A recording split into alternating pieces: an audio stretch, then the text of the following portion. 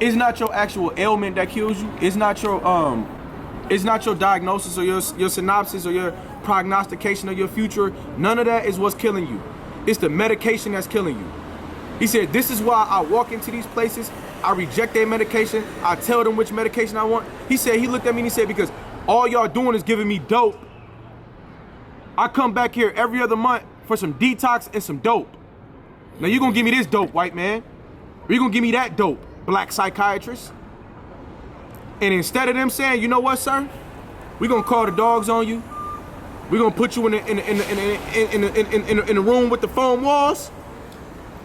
They switch around those medications for people that understand the medicine and how it reduces the capacity of your stomach, because your stomach is gonna fill with feces, because the medicine prevents you from using the bathroom. You're gonna be constipated. So when you see somebody who's a mental health patient and their stomach is way out to here, they're not trying to be slovenly and have a disposition that they can't bootstrap or have the urgency or the civility to become fit. Is that they have accorded themselves to the recommendations that were provided. They've taken the medications, and the medications have constipated them for years.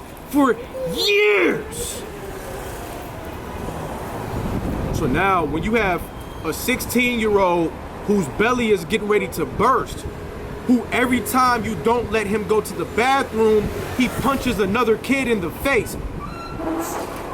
The solution is not that this young man needs to be cycled into another correctional institution.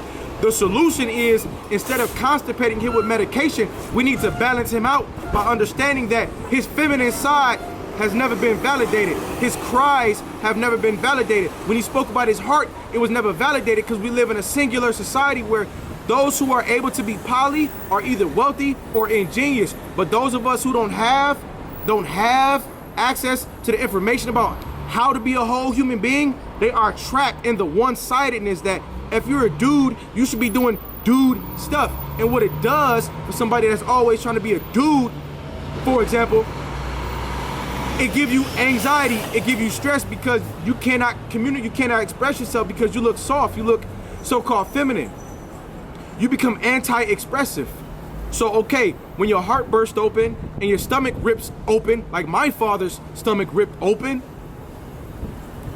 then I gotta look at it and say, nah, it's not just about somebody giving me a chance to cut somebody's hair. It's not just about somebody validating me, giving me a chance to speak.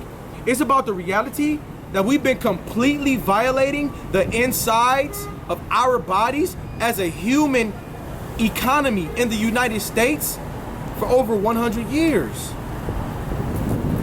That we've been violating our lungs and what they've been having to say to us. We've been violating our eyes and what they have to say to us. We've been violating our brain and what it has to say to us. Violating our heart and what it has to say to us. And taking everybody's suggestion of a book, extrapolating, memorizing and imbibing as best as possible to qualify in society, and then regurgitating it as best as possible so as not to be repudiated by somebody else.